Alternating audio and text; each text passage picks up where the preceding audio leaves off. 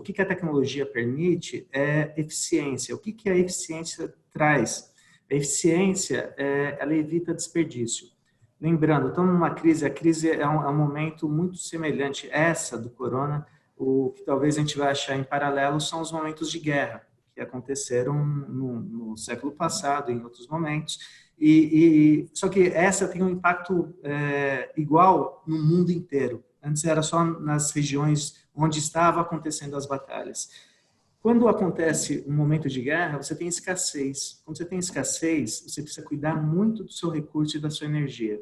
Então, a tecnologia permite isso, a ausência do desperdício por conta da eficiência. Se a gente está falando, inclusive, nesse formato, o poder público tem, por meio desse mecanismo, uma maneira mais eficiente até de participar e acessar o recurso de crédito. Ele poderia ser aval de partes das operações de uma maneira que ele nem coloque caixa para a operação, ia trabalhar na exceção do problema. Isso daria segurança para o grande, daria segurança para o pequeno e médio, daria segurança para os investidores do mercado de capitais na entrada. Só que sem utilização de caixa por parte do poder público. Você pode ter outros entes, o sistema financeiro participando disso também. Então, a gente começa a usar a tecnologia para ter o equilíbrio dessa simetria, a melhor utilização da informação e evitar o desperdício de recursos, a possibilidade de eventuais perdas. A informação é mitigadora de risco de crédito. E dentro desses ecossistemas tem muita informação. Aqui eu queria falar só o seguinte, que a ideia que o Fernando põe, ela parece muito inovadora e ela parece ser alguma coisa que precisa, assim, de mudanças regulatórias, de adaptações. Não, acho que o recado que eu estou aqui para dar é que tudo o que está se propondo aqui as propostas são compatíveis com a regulamentação que já está em vigor e mesmo a tecnologia ela já está pronta. Por quê? Antes da crise, o Brasil estava vivendo um momento de desbancarização. A gente viu o quê? O surgimento de várias gestoras de recursos especializadas em crédito. A gente viu que parte do funding, que antes era muito fundado nas grandes instituições financeiras, nos bancos de fomento, nos bancos estatais, isso já estava sendo complementado e substituído pelo crédito privado, que tinha sido captado junto a essas plataformas de peer-to-peer, junto a plataformas as fintechs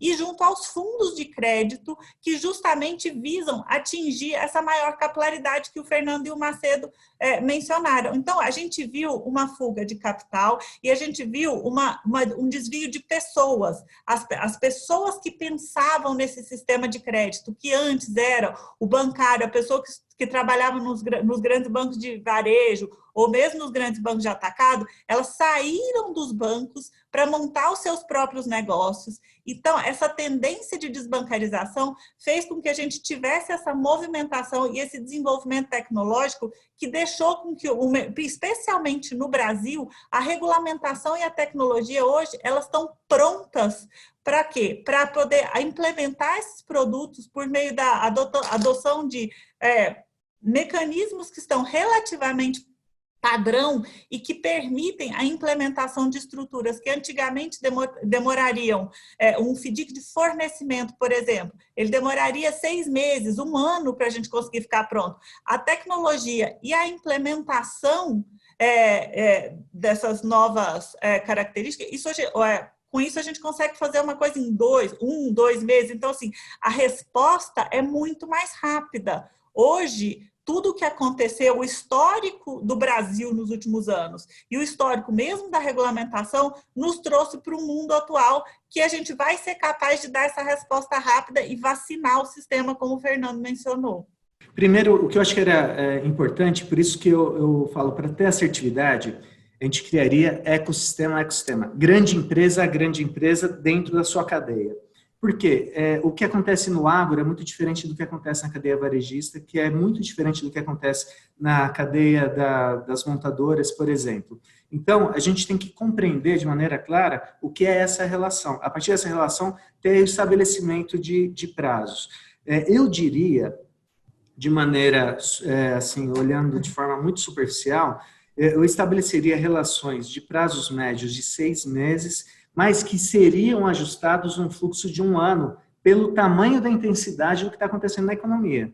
Só que esses 6 meses e 1 ano que eu estou falando é o seguinte, 6 meses daria a condição de acesso a esse recurso para agora, que vai acontecendo o pagamento parcial ao longo de 6 meses, a economia começa a ganhar tração pós 6 meses, você ainda tem esse prazo de mais 6 meses até ajustar o que foi esse primeiro momento, mas já está lá estabelecido até a maneira de captura de recursos para suportar a alavancagem, para suportar o crescimento. A ideia é desenvolver contratos de fornecimento padrão mesmo. A gente traz a natureza dos contratos de take or pay, por exemplo, que é a obrigação de fornecer e a parte tem a obrigação de comprar, para uma realidade mais tangível. A gente simplifica essa natureza do contrato de fornecimento, a gente transforma isso num contrato eletrônico, de forma que qualquer pessoa consiga assinar e seja fácil de eu controlar esse lastro e traz isso de uma forma segura para um fundo de crédito. Por que esses contratos de fornecimento eles têm mais dificuldade de fazer parte desses contratos dos fundos de crédito hoje? Porque tem um problema de formalização. Com a tecnologia que a gente tem em mente hoje e com essa capacidade de padronização que a gente desenvolveu ao longo do tempo, que ela é fruto de experiência e de desenvolvimento de ferramentas, aplicativos, coisas que não seria possível a gente fazer anteriormente, a gente consegue hoje